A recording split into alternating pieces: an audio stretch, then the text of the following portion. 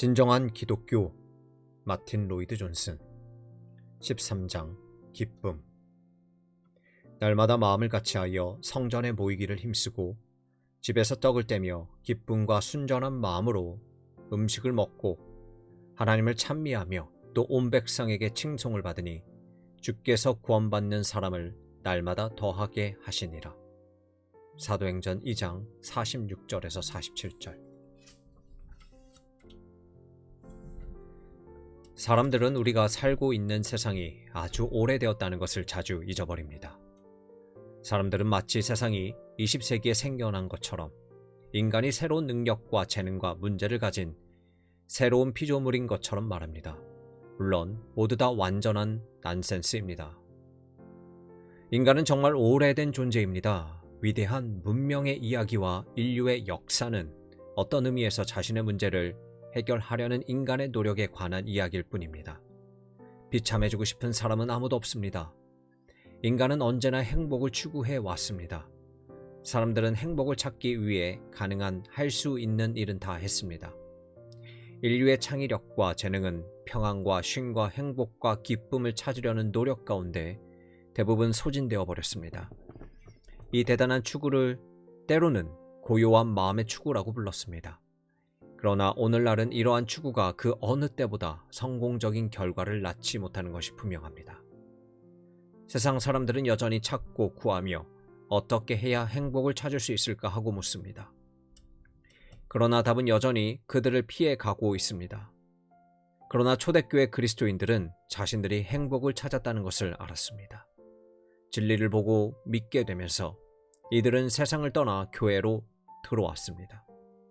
우리는 앞에서 초대교회 삶의 면면들을 살펴보았습니다만 또 한 가지 특징을 보여드리고자 합니다. 그것은 바로 기쁨과 환희입니다.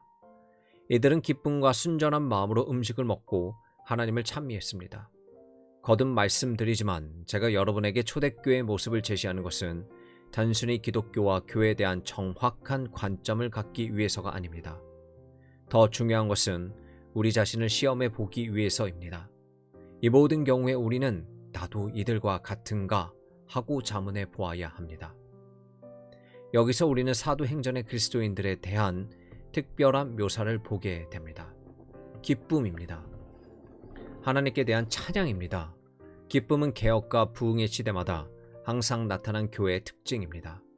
로마 카톨릭 교회, 여러분이 로마 카톨릭 교회를 어떻게 생각하든 로마 카톨릭 교회는 이 사실을 인정합니다.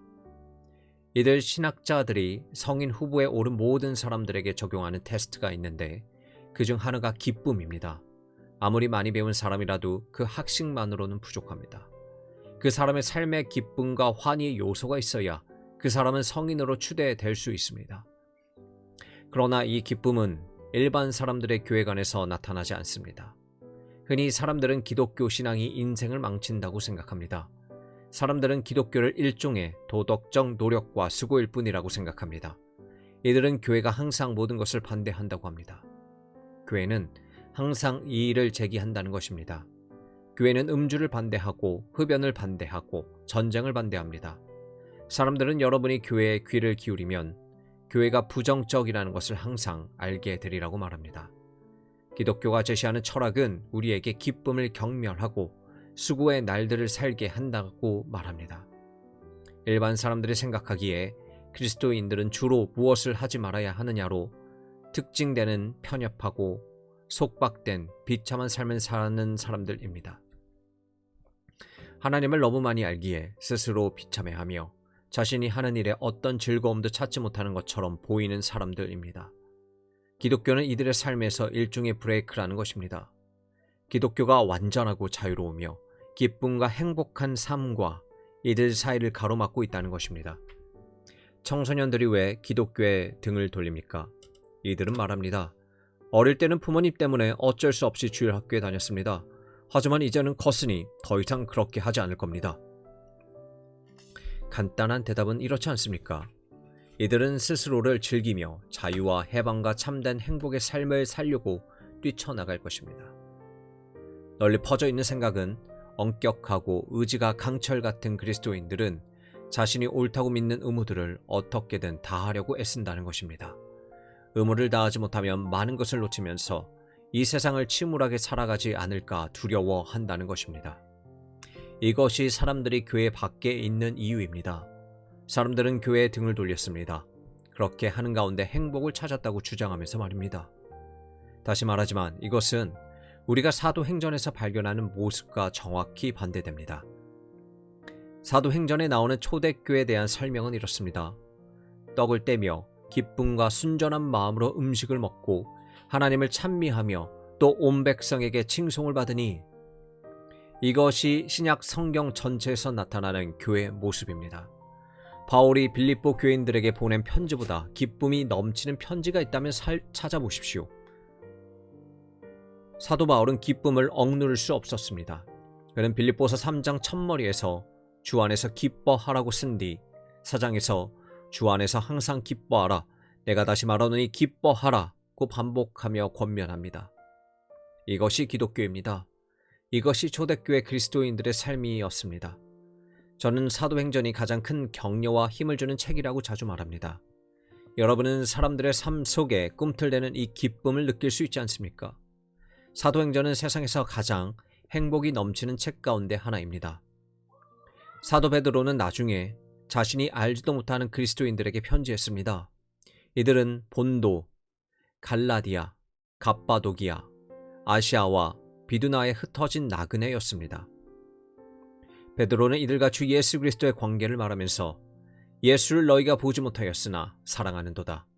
이제도 보지 못하고 믿고 말할 수 없는 영광스러운 즐거움으로 기뻐하니 라고 했습니다. 이것이 진정한 교회의 모습입니다. 교회는 이렇게 시작되었으며 이것이 모든 개혁과 부흥의 시기에 교회가 가졌던 모습입니다. 우리에게 익숙하거나 국가적인 큰 행사에 동원되는 따분한 조직은 신약 성경이 말하는 교회가 아닙니다. 괴로운 일이나 무거운 짐 정도로 기독교를 생각하는 것은 진리를 왜곡하는 것입니다. 이런 생각은 우물하고 변명하는 삶의 방식을 낳습니다. 세상에는 우리를 참으로 행복하게 하며 기쁘게 하는 것이 없습니다. 이 메시지 외에는 없습니다. 저는 이 사실을 여러분에게 보여드리고 싶습니다. 다음으로 이 사람들이 가졌던 기쁨과 즐거움의 성격을 살펴보겠습니다.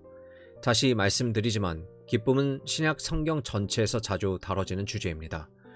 우리는 바로 여기서 기독교가 정말 무엇인지를 발견합니다. 기독교가 사람들이 표현하듯이 정말 부정적이었다면 세상을 뒤집어 놓을 수 있었겠습니까? 물론 아닙니다.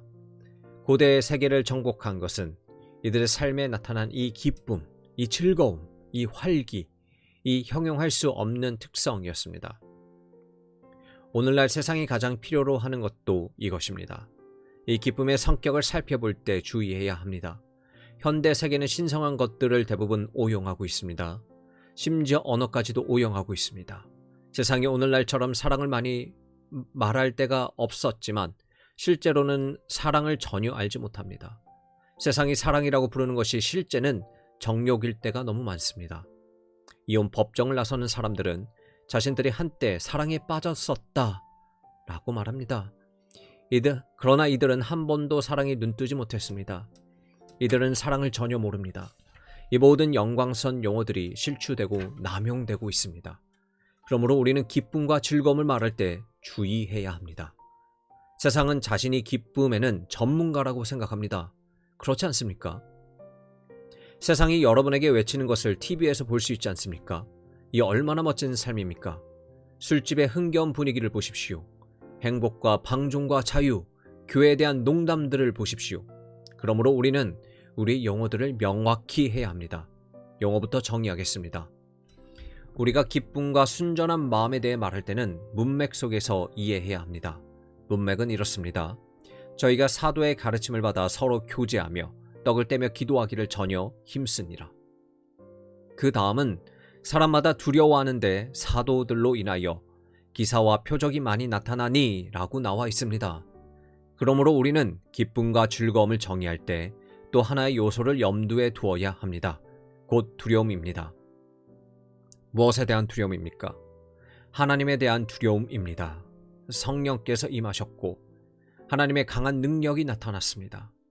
사람들은 하나님의 강력한 손길이 느껴지자 두려움에 휩싸였습니다. 성경에는 하나님에 대한 두려움을 보여주는 예가 많습니다. 언젠가 사도 베드로와 몇몇 다른 제자들이 밤새 그물로 던졌지만 아무것도 잡지 못했습니다.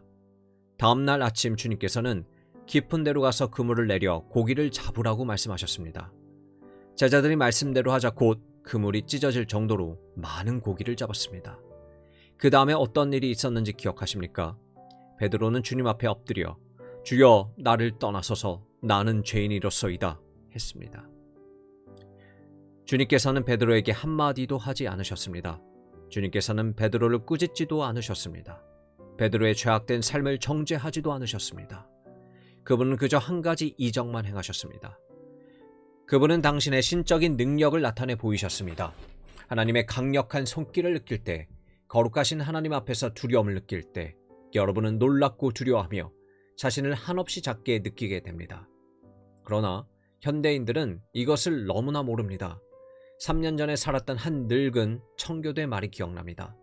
나는 죽음 앞에서 자신을 절대 발견하지 못하지만 그분의 위험 앞에서는 항상 머리를 숙인다. 하나님의 손길은 너무나 엄청난 것입니다. 아기의 탄생, 한 영혼의 죽음을 보십시오. 우리의 창조자, 우리의 조성자이신 하나님을 보십시오. 죽음이 찾아올 때 하나님은 행동하고 계십니다. 여러분 임종을 지켜보면서 두려움과 하나님의 강력한 임재를 느껴본 적이 없습니까? 이것이 바로 예루살렘 사람들이 느낀 것입니다. 성령께서 임하셨습니다. 제자들은 권능, 곧 하나님의 권능으로 충만했습니다. 그리고 사람마다 두려워했습니다. 그렇습니다. 그러나 두려움이 기쁨이나 즐거움과 모순되는 것은 아닙니다. 여기서 우리는 기독교가 말하는 기쁨이 무엇인지를 발견하게 됩니다. 그것은 세상이 말하는 기쁨이나 즐거움과는 너무나 다릅니다. 세상이 소위 기쁨과 즐거움이라고 말하는 것은 인위적입니다. 모조품입니다. 진짜가 아닙니다. 이것이야말로 세상이 말하는 기쁨의 문제입니다. 우리의 눈을 열어 이것을 깨닫게 하시는 하나님께 감사하십시오. 세상의 기쁨은 무엇에 의존합니까? 세상의 기쁨은 언제나 꾸밈에 의존합니다. 세상의 기쁨은 인위적이며 모조품입니다. 세상은 일종의 마약 없이는 기쁨을 찾지 못합니다. 계속해서 술을 마시는 것도 바로 이 때문입니다. 많은 사람들에게는 이 방법만이 행복해질 수 있는 유일한 길입니다. 세상은 여러분이 먼저 높은 기준을 낮춰야 행복해질 수 있다고 말합니다. 직접적으로 이렇게 표현하지는 않지만 이것이 세상의 철학입니다. 술을 마시지 않으면 행복해질 수 없는 사람들은 자신들이 참으로 비참한 영혼들이라고 고백하는 것입니다. 술, 마약, 사교, 값비싼 옷, 디너파티, 유흥, 이 모든 것이 계속되어야 합니다. 여러분은 여기에 얼마나 많은 돈이 쓰이고 있는지 알고 있습니다. 사람들은 우유를 사는데 돈을 조금도 더 쓰려고 하지 않지만 쾌락을 위해서는 그렇지 않습니다. 우리에게는 쾌락이 있어야 한다. 그렇지 않으면 너무 비참해. 이렇게 생각합니다. 세상의 행복이 피상적이라는 것은 당연한 결과입니다. 세상의 행복은 여러분 자신의 문제를 잠시 잊도록 해줄 뿐입니다. 그것은 일종의 수면제나 진정제에 불과합니다. 여러분의 근심을 가라앉혀 줄지는 몰라도 제거하지는 못합니다. 세상은 이처럼 쾌락을 추구하고 그것을 유지하기 위해 돈을 쏟아 부으며 살아가고 있습니다. 세상은 언제나 지나치게 쾌락을 추구합니다. 여기서 두려움이란 요소는 찾아볼 수 없습니다. 사도 바울이 에베소서 5장 18절에서 술 취하지 말라 이는 방탕한 것이니 오직 성령의 충만을 받으라고 말한 것도 바로 이 때문입니다. 그는 두 형태의 기쁨을 대조시키고 있습니다. 세상의 기쁨은 절제가 없고 제멋대로며 결국에는 후회하게 된다고 말합니다. 그러나 세상이 주는 기쁨의 궁극적인 문제는 이 기쁨이 늘 환경에 의존한다는 것입니다. 이것은 그리스도가 없고 기독교의 메시지가 없는 삶의 진짜 비극이 무엇인지 우리에게 보여줍니다. 저는 만날 때마다 놀라는 사람들이 있습니다. 그들이 너무나 행복해 보이기 때문입니다. 저는 그들이 행복하게 살아가는 부부라는 것을 압니다만 이들의 기쁨은 전적으로 서로의 관계에 의존해 있습니다. 그리스도가 아닙니다. 제가 알기로 둘 가운데 하나가 죽으면 다른 한 사람은 망연자실하고 비참한 처지가 될 것입니다. 기껏해야 세상이 주는 기쁨은 일시적일 뿐입니다. 그러므로 여러분에게 돈이 없으면 세상의 기쁨은 상당 부분 사라져 버립니다. 쾌락을 살 여력이 없으면 쾌락도 없고 따라서 행복도 없습니다. 여러분은 시무룩한 모습으로 구석에 앉아 있거나 즐기는 사람들을 부러워하면서 나도 그랬으면 합니다. 그러나 건강과 부와 다른 사람들을 필요로 하는 기쁨은 진정한 기쁨이 아닙니다. 이런 기쁨을 분석해 보십시오. 그러면 여러분도 제 말에 동의하게 될 것입니다. 그리스도인의 기쁨은 깊은 기쁨, 순전하고 거룩한 기쁨입니다. 성경은 이것을 성령 안에서 누리는 기쁨이라고 말합니다. 이것은 두려움이 포함된 기쁨입니다. 물론 세상은 두려움과 기쁨을 한데 섞을 수 없다고 말합니다. 그러나 여러분은 할 수 있습니다. 이것이 유일하게 참된 기쁨입니다. 여기에는 절제가 있고 깊이가 있으며 거룩함이 있습니다. 이것은 하나님이 주시는 기쁨입니다. 이것은 하나님의 영광과 그분의 예수 그리스도 안에 있는 자들과 함께 하시는 천국의 일부이며 맛보기입니다. 앞에서 전 사도 베드로가 말할 수 없는 영광선 즐거움에 대해 말했다고 했습니다. 이 말은 너무나 놀라운 기쁨이기에 말로 표현하기가 어렵다는 뜻입니다. 여러분은 표현할 수 없을 정도로 놀라운 기쁨을 경험한 적이 있습니까? 이것이야말로 이들이 가진 기쁨이며 영광과 순전함으로 가득한 기쁨입니다. 한 걸음 더 나아가 이 기쁨은 상황에 의존하지 않습니다. 앞에서 보았듯이 해가 비치고 모든 일이 순조로울 때, 주머니가 두둑하고 주위에 가족이 있을 때 행복하기는 쉽습니다. 이 얼마나 좋은 일입니까? 그러나 우리가 이 모든 것을 잃는다면 그 다음에는 어떻게 되겠습니까? 여러분이 돈을 잃는다면 세상은 잔인하고 냉정해질 것입니다. 세상은 여러분을 더 이상 원치 않습니다. 세상은 흥겨워하는 사람들만을 원합니다. 여러분에게 세상의 도움이 절실히 필요할 때 세상은 여러분에게 아무것도 줄 수 없을 뿐 아니라 여러분에게 등을 돌립니다. 말할 가치가 있는 유일한 기쁨, 분명 우리가 추구해야 할 기쁨은 상황에 의존하지 않는 기쁨입니다. 이것이 바로 초대 그리스도인들이 누리던 기쁨에 있는 너무나 놀라운 부분입니다. 이들은 그리스도인이 된 후에 박해와 학대를 당하면서도 여전히 기뻐했습니다.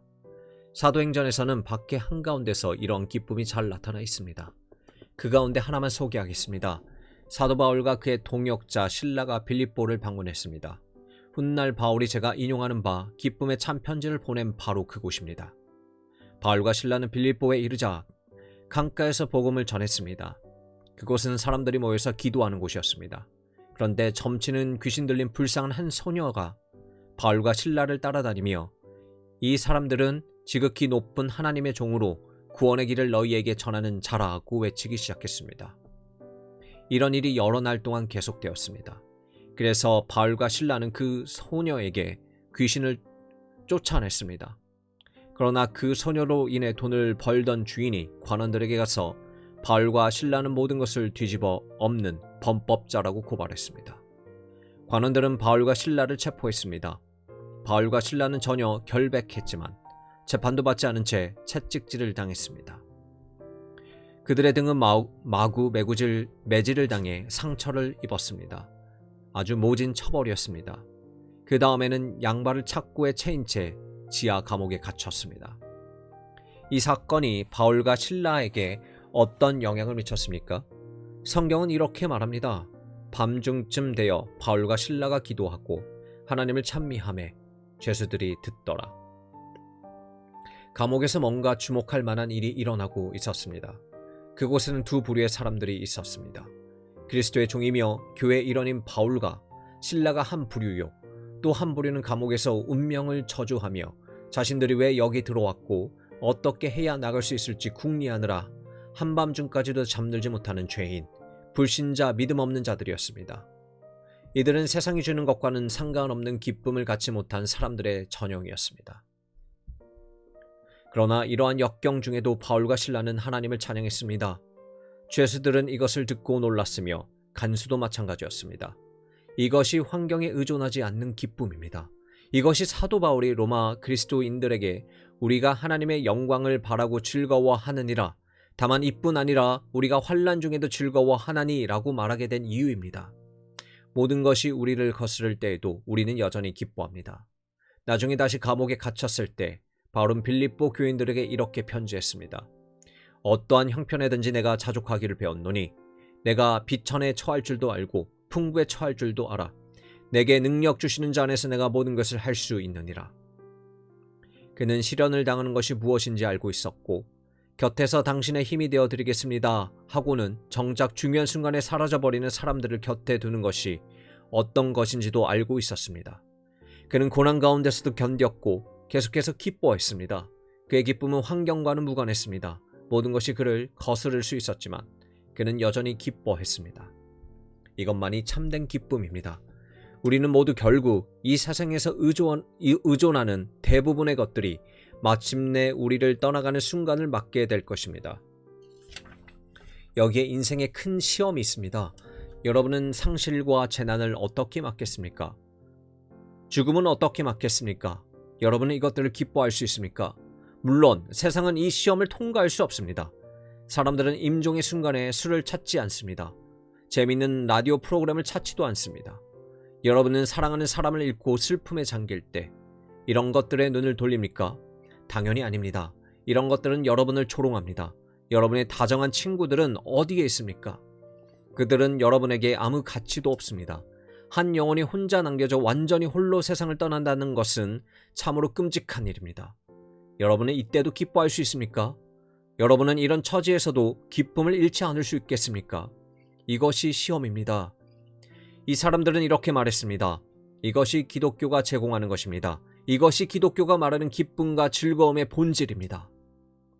그렇다면 이러한 기쁨과 즐거움은 어떻게 설명이 가능합니까? 우리 누구나 이 기쁨을 얻을 수 있습니까? 메시지는 그럴 수 있다고 말합니다. 우리는 바로 이 사람들이 행한 것을 해야 합니다. 이들은 그의 말을 기쁨으로 받아들였습니다. 다시 말해 이들은 베드로의 설교를 기쁨으로 받아들였습니다.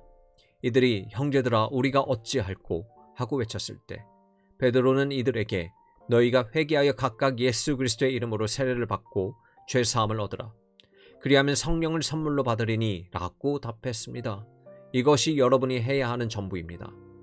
여러분은 이른바 세상이 주는 기쁨은 형편없는 모조품일 뿐이라는 것을 깨달아야 합니다. 이러한 깨달음의 회개입니다. 하나님께 이것을 고백하고 그분께 가서 그분의 자비와 용서를 구해야 합니다. 여러분은 그럴 자격이 없지만 그분의 사랑의 말씀을 믿어야 합니다. 그 말씀을 받아들이고 그 말씀에 자신을 내어 맡겨야 합니다. 이들이 이렇게 했습니다. 이것이 이들의 놀라운 기쁨과 행복을 설명해 줍니다.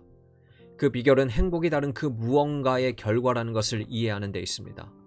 여러분이 사상과 철학의 견지에서 본다면 이 표현이 가장 적절할 것입니다. 세상은 행복 자체를 목적으로 삼는 매우 큰 실수를 범하고 있으며 그 때문에 행복을 찾지 못합니다. 행복은 결코 그 자체가 목적이어서는 안 됩니다. 주님께서는 이것을 인상적인 구절로 말씀하셨습니다. 의에 줄이고 목마른 자는 행복에 줄인 자가 아닙니다. 복이 있나니 저희가 배부를 것이미요. 마태복음 5장 6절. 그렇다면 이 3,000명의 사람들은 무엇 때문에 그렇게 행복했습니까? 이들의 베드로의 설교를 듣고 그것을 믿었기 때문입니다. 그뿐 아니라 날마다 사도들의 가르침에 귀 기울이며 교제와 떡을 떼는 것과 기도를 알았기 때문입니다. 이것은 모든 그리스도인들의 경험입니다. 그리스도인들이 기뻐하고 즐거워하는 것은 한때 매였던 데서 해방되었기 때문입니다. 그리스도인들은 하나님과 자신에 대한 지독한 무지에서 해방되었습니다. 더욱 중요한 것은 그리스도인들이 위험에서 해방되었다는 사실입니다. 최초의 그리스도인들은 마음에 찔렸습니다. 이들은 자신들이 하나님의 진노 아래 있다는 것을 갑자기 깨달았습니다. 이들은 인간은 짐승이 아니라 하나님의 형상과 모양으로 지음받은 피조물이며 자신의 창조자 앞에 서서 이 세상에서 자신의 육체 가운데 산 삶을 밝혀야 하는 책임 있는 존재라는 것을 깨달았습니다. 자신들을 기다리고 있는 것은 비참하고 견딜 수 없는 지옥과 하나님으로부터의 영원한 단절이라는 것도 깨달았습니다. 이들은 베드로의 설교를 들으면서 이것을 느꼈습니다. 이들은 그리스도를 거부한 자신들의 큰 죄를 깨달았으며 자신들이 과연 용서받을 수 있을지 걱정했습니다. 그러나 이제는 자신들이 정죄와 다가올 진노에서 해방되어 수 있음을 알았습니다. 이 사실을 아는 사람은 누구나 행복합니다. 이런 사람을 마치 불치병으로 고통당하면서 의사를 찾아다녔지만 오히려 병세만 악화되어 절망에 빠진 사람과 같습니다. 그런데 어느 날 아침 신문에서 자신의 병을 치료할 수 있는 약이 개발되었다는 기사를 읽습니다. 그는 그 약을 복용하고 나았습니다. 이 사람이 행복한지 기쁜지 굳이 말씀드릴 필요가 있겠습니까? 당연히 그는 행복합니다. 또는 새로운 그리스도인은 바다에 빠져서 허우적거리다가 기진맥진한 채 죽어가는 사람과 같습니다. 그는 이제 모든 것이 끝났다고 생각하고는 극한 절망 가운데 자신을 포기합니다. 그때 갑자기 어디선가 손 하나가 그를 붙잡고는 끌어올립니다. 여러분은 갑자기 나타난 자신을 구해준 친구의 보트에 누워있는 이 사람의 기분을 상상할 수 있겠습니까? 이 둘을 무한히 확대해 보십시오. 이것이 바로 그리스도인이 되는 사람의 기쁨입니다. 그리스도인은 참으로 해방된 사람입니다. 새로운 그리스도인들을 보십시오. 이들은 자기 속에서 새 생명을 발견합니다. 너무나 다른 생명입니다. 이들은 자기 속에 새 생명을 가졌습니다.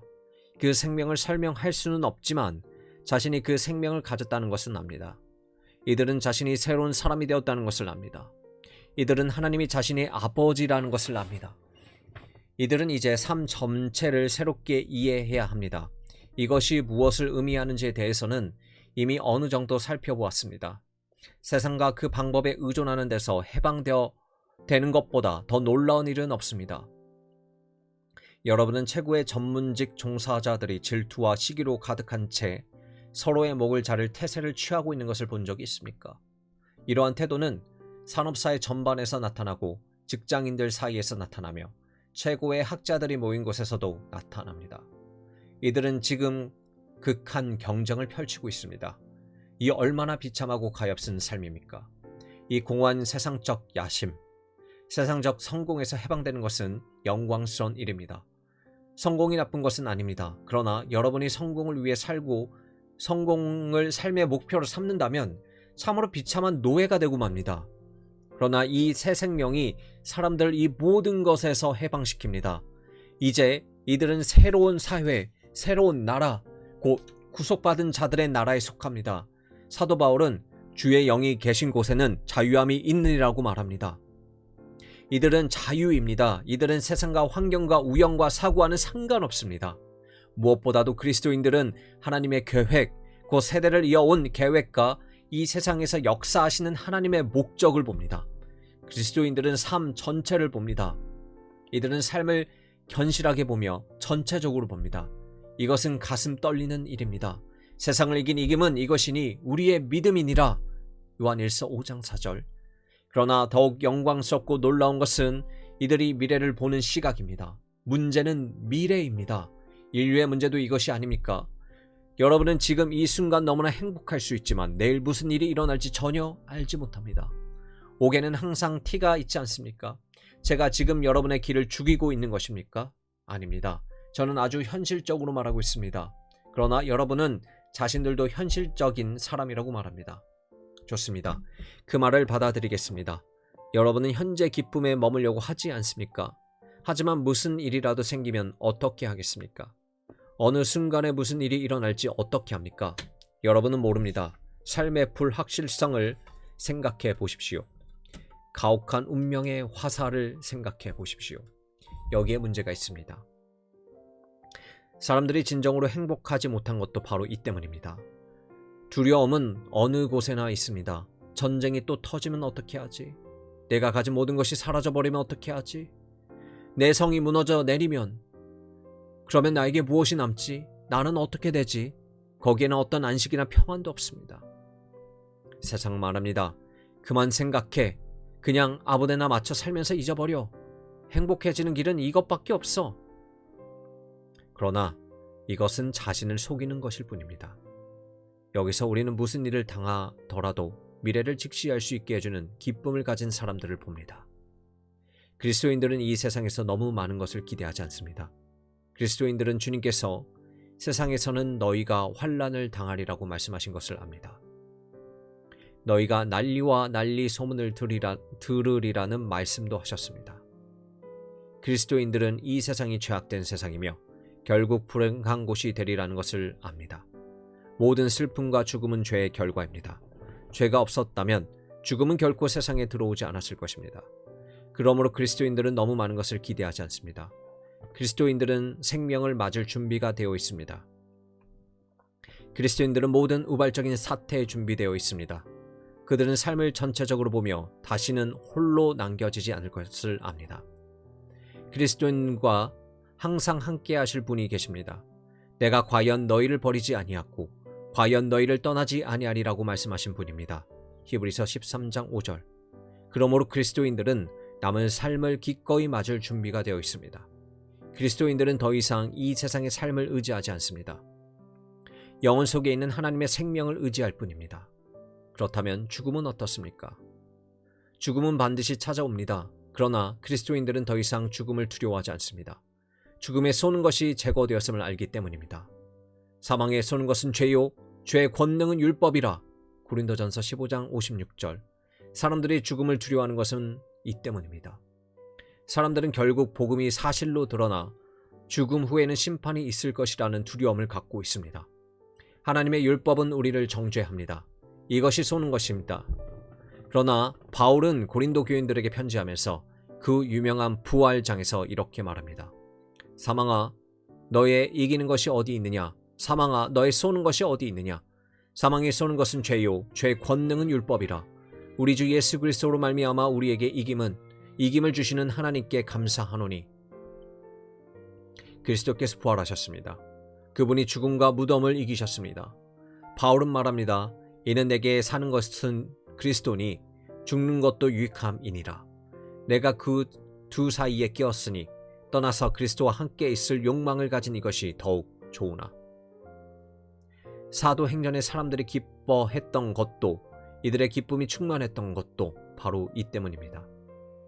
이들은 삶을 꿰뚫어 보았고 죽음을 꿰뚫어 보았으며 죽음 너머를 보았습니다. 이들은 자신들을 기다리고 있는 영광을 어렴풋이 보았습니다. 사도 바울은 로마의 그리스도인들을 위로하기 위해 편지하면서 이렇게 말합니다. 생각건대 현재 고난은 장차 우리에게 나타날 영광과 좋게 비교할 수 없도다. 얼마나 영광스러운 광경입니까? 그는 다시 이렇게 말합니다. 오직 우리의 시민권은 하늘에 있는지라. 거기로서 구원하는 자 곧 주 예수 그리스도를 기다리노니 그가 만물을 자기에게 복종케 하실 수 있는 자의 역사로 우리의 낮은 몸을 자기의 영광의 몸의 형체와 같이 병케 하시리라. 빌립보서 3장 20절에서 21절. 바로 이것이 사람들을 기쁨과 즐거움으로 충만케 합니다. 만일 땅에 있는 우리의 장막집이 무너지면 하나님께 지으신 집, 곧 손으로 지은 것이 아니요 하늘에 있는 영원한 집이 우리에게 있는 줄 아나니. 고린도 후서 5장 1절. 폭탄이 떨어지고 전쟁이 일어나며 질병과 패스트가 온 땅을 뒤덮고 내가 죽습니다. 그러면 어떻게 됩니까? 나는 변화됩니다. 나는 그분과 함께 있게 됩니다. 나의 낡은 육체, 나의 천한 육체, 불완전한 육체, 병든 육체, 죽을 수밖에 없는 육체가 부활하신 그리스도의 몸처럼 변화되고 바뀌어 영광스러운 존재가 됩니다. 그러므로 나는 이 새롭고 영광스럽게 된 몸을 입고 그분의 복된 존전에 나아가 영원히 그분과 함께 하게 됩니다. 이들의 기쁨이 충만했던 것은 이러한 사실들을 알고 있었기 때문입니다. 이것이 복음이 하는 일입니다. 복음은 여러분으로 하여금 위대한 사도처럼 내가 확신하노니 사망이나 생명이나 천사들이나 권세자들이나 현재일이나 장래일이나 능력이나 높음이나 기쁨이나 다른 아무 피조물이라도 우리를 우리 주 그리스도 예수 안에 있는 하나님의 사랑에서 끊을 수 없으리라고 말할 수 있게 해줍니다. 내 영혼은 그분의 보호 안에 있습니다. 나는 하나님의 자녀이며 하나님께서는 내 안에 시작하신 일을 그리스도의 날까지 계속하실 것입니다.